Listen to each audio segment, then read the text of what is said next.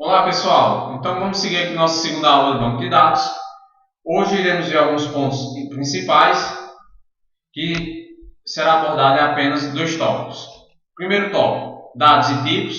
Segundo tópico, estudo de caso, onde será o momento e a hora de eu exemplificar um estudo de caso, de como aplicar sistemas de banco de dados, e vocês terem a noção de como poder aplicar um projeto. Pois, como comentado na aula passada, vocês irão criar um projeto para esta disciplina e ao final dessa disciplina espero eu que esteja todo implementado. Então vamos seguir. Primeiro vocês têm que ter ideia como os dados serão organizados. No caso, a organização em si ela tem três formas, onde nós podemos ver nitidamente temos a estruturada, onde nesse caso aí na estruturada nós temos uma estrutura pré-definida de organização desses dados. Temos a não estruturada, que é o inverso, totalmente contrário, não tem estrutura nenhuma, não tem organização nenhuma. E temos os semi, que no caso do semi é aquele que está no meio termo, né? Tá na parede, ou seja, não sabe nem se é estruturado ou não é estruturado. Então vamos ver, analisar cada um. Vamos começar primeiramente com o nosso estruturado. Seguindo a definição de Monteiro, tem o seguinte: são aqueles organizados e representados com uma estrutura rígida, ao qual foi previamente planejada para armazená-los. A ideia aqui é, por exemplo, vamos imaginar que eu resolvesse criar uma disciplina de banco de dados avançado. Eu queria saber entre vocês qual o interesse de participar dessa disciplina. Eu criaria, por exemplo, um formulário que organizasse bem direitinho nome, idade, escola, possui acesso ou não à internet, ou seja, campos bem definidos e planejados para ficar armazenado em um banco de dados, por exemplo, em uma estrutura de dados. Então, nesse caso, eu estou dando um exemplo de dados estruturados, onde eu planejei, pensei e organizei o formulário para isto. Vamos ver um exemplo? Está aqui uma estrutura onde eu tenho 4 tabelas.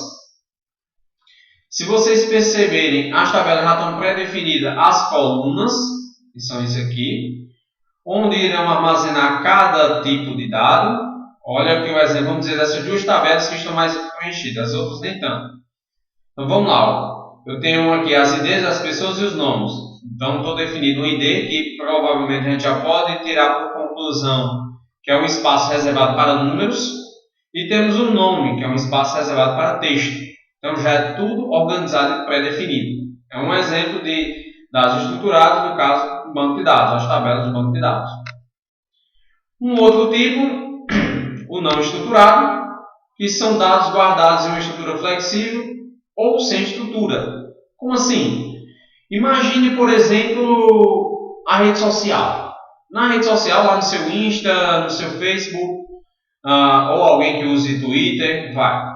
Lá na rede social não tem uma ordem. Você tem que colocar um texto, aqui tem que ter um nome, aqui você tem que colocar uma fonte X, e só tem que ter tantos caracteres. Não, você digita o texto do jeito que você quiser, da forma que você quer. Posso colocar imagem, posso colocar vídeo. Vou dar um exemplo ainda que assim, tenta ser estruturado, mas não é. O caso do Twitter. O Twitter, se eu não me engano, são 200 caracteres para você fazer uma mensagem. Você tem um limite de 200 caracteres, se eu não estou enganado.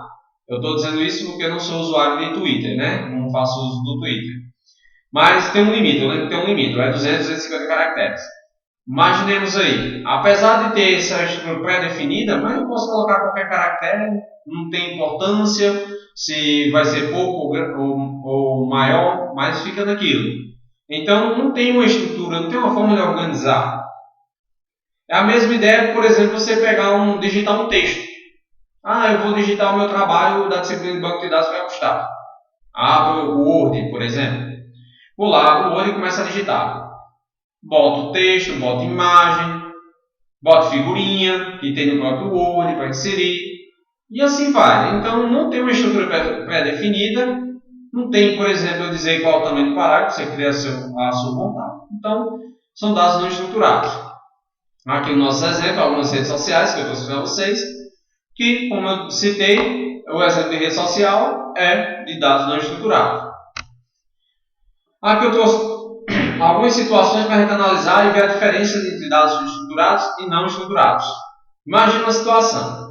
Ao final de um evento presencial, cadastrei pessoas interessadas em fazer um curso online com uma empresa. Para reservar uma vaga, preciso do nome, e-mail e idade da pessoa. Isso é uma situação. Vamos ver as soluções. A solução A. Desenvolvi um sistema com campos e um formulário que cadastra os dados em um banco de dados. Planejei e criei previamente o banco de dados, ou integrando com o sistema do formulário. Isso, no caso, seria o quê? Uma situação de dados estruturados. Vamos ver uma outra situação. Situação B. Solução B. Abri meu editor de texto e saí escrevendo os dados da galera. Coloquei cada dado em uma linha e tracei uma reta ao final de cada registro para separar as pessoas. Solução de dado não estruturado. Perceberam a diferença? Na solução A, eu tenho tudo bem organizado, planejado para ser armazenado em um banco de dados, uma estrutura de dados. Já na solução B, não. Eu abri um editor de texto e comecei a digitar. A única coisa que eu fiz foi botar uma linha depois do final de cada cadastro para saber que ele terminou. Mas, tirando isso, não teve estrutura nenhuma. Uma outra situação. O setor público de cadastro imobiliário recebe o processo todo dia e precisam resolver. Porém, não é armazenado os dados e soluções ou não dos processos. Ou seja, se tem ou não solução dos processos. Não, se alguém resolveu, cada um resolve da sua maneira. Tem, por exemplo, dizendo, chegou o processo do tipo X, a gente faz dessa maneira. Chegou o processo do tipo Y, a gente faz dessa outra maneira, porque já está formulado. Não tem essa forma. Então, nesse caso, eu tenho duas soluções. A primeira solução, eu crio um sistema de protocolo que é utilizado e não possui os campos para anotações de status. Portanto, preciso reestruturar o banco de dados para receber esses dados. E tem uma solução B, com o uso de uma planilha, no exemplo, e preenche a tabela com os dados do processo e acrescenta os campos que faltam. Então, apesar de eu ter um sistema, mas você nota, eu não possuo campos para anotações de status. Resolveria essa situação? Em partes resolveria, né? Mas eu não tenho uma estrutura pré-definida. Aqui eu já tenho, apesar de estar usando a planilha, eu tenho que preencher a tabela com os dados do processo e acrescento campos que faltam.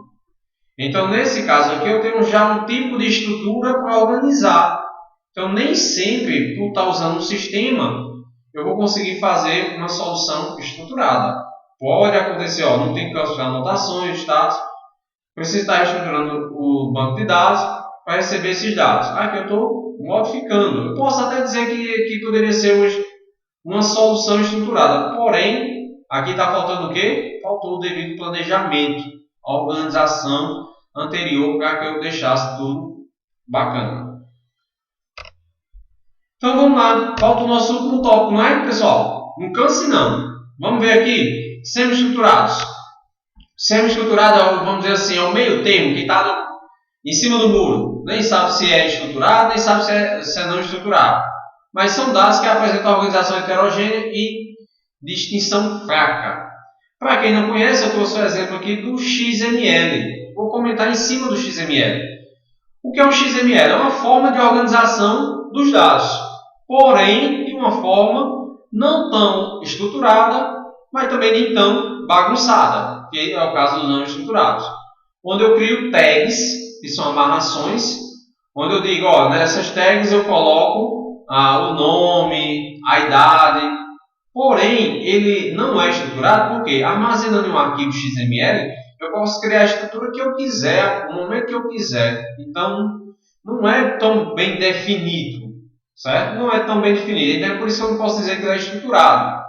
Não é tão bem definido nesse sentido. Não tem a quantidade de caracteres, se colocar aqui é um número, se aqui é vamos dizer, um texto, não tem.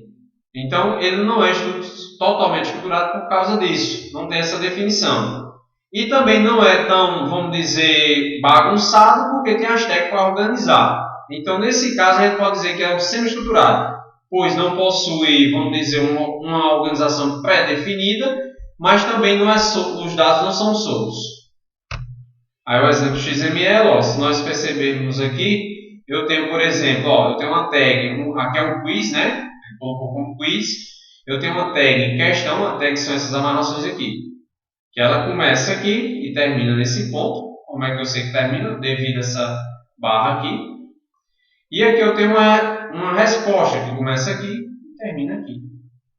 Então, se vocês perceberem, aqui não é pré-definido para dizer quantos caracteres, qual a estrutura que tem aqui. Porém, não é totalmente solto. Por quê? Quando começar a ler essa informação, eu sei que ó, dentro dessa parte aqui é a resposta de uma questão. Então vamos lá, vamos seguir.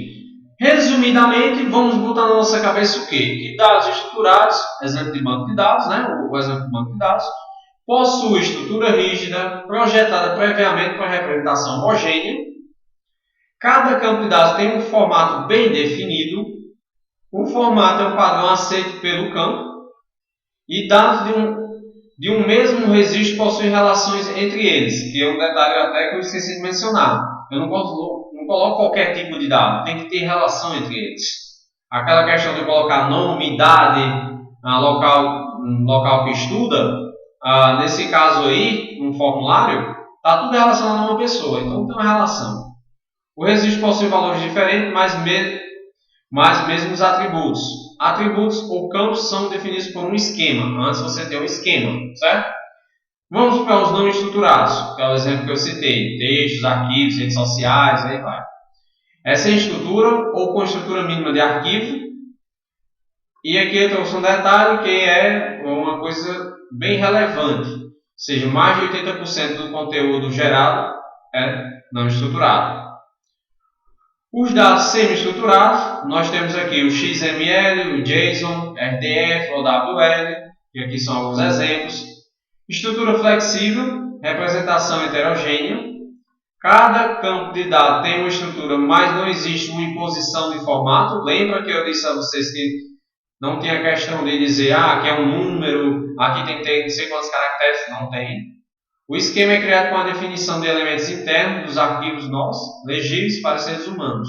Então aqui, um ser humano cria e lê facilmente isso que está sendo organizado.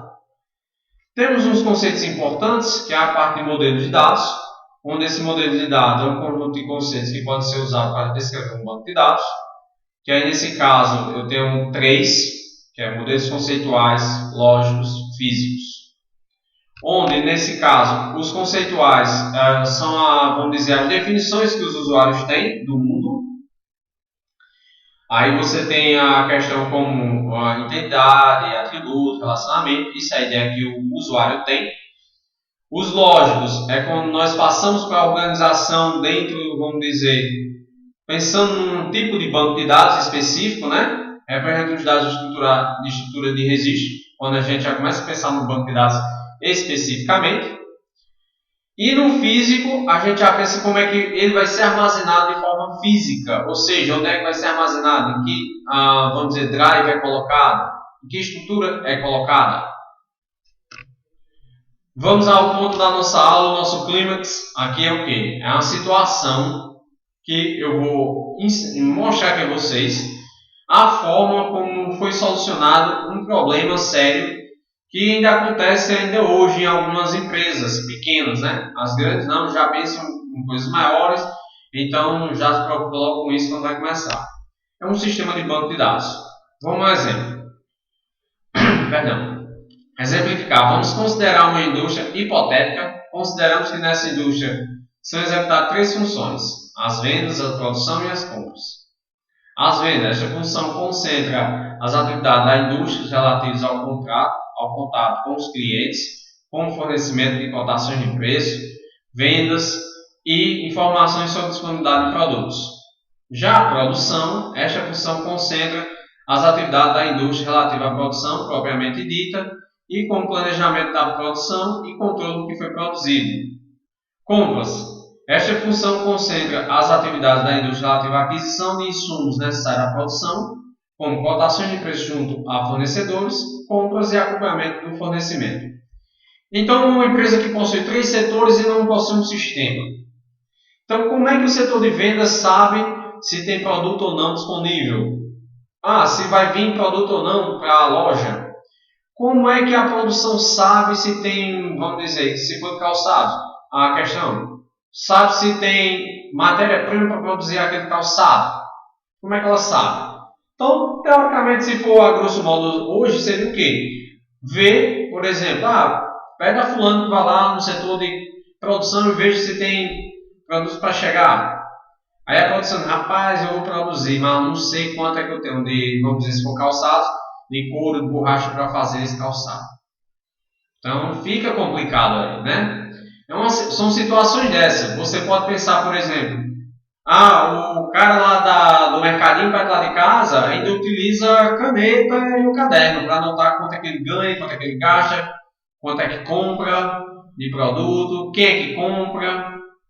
Então, na realidade, apesar de ser em pleno século XXI, não existe caso desse tipo. Então, são situações dessas. Aqui é só uma ideia de como vocês pensarem nessa ideia e tentarem solucionar. Então, pensando nisso, eu tenho o seguinte, no exemplo mencionado, acima os dados do produto são usados em várias situações. Vamos botar a casa do produto. Estes produtos são necessários no planejamento de produção, os dados de produtos também são necessários no setor de compras, e o setor de vendas também necessita conhecer dados de produtos. Então, todos os 3 setores precisam conhecer o produto que está sendo feito, né, na loja. Aí as soluções. Primeira solução, eu informatizar cada setor separadamente. Aí tem um grande gargalo. Se ninguém pensou até agora, então é porque ainda não entendeu a ideia. Se pensou, comenta aí. Mas se não pensou, vamos para cá para a solução. Qual é o gargalo? Vamos dizer que porventura a parte de vendas venda mais do que a produção está planejada para fazer. Vamos dizer que chegou vários pedidos e ele só saiu vendendo com o intuito dizendo, daqui a tantos dias a produção vai liberar os produtos. Está aqui no meu sistema. Porém, lá no setor de produção tem um probleminha na máquina que costurava os calçados. Me atrasou. Vai chegar menos calçados aqui nas vendas para ser vendido, por exemplo. E aí? No sistema de vendas, ele dizendo que ia ter, vamos dizer, 500 calçados. Só que a produção, vamos dizer que só conseguiu produzir 450. E aí? É um problema, é um gargalo. Então aqui eu tenho um problema de falta de sincronismo entre os setores, que aí foi gerado devido à falta de comunicação entre os setores. Esse é um problema se você informatizar cada setor separadamente. Se eles utilizam a mesma informação, que são os produtos.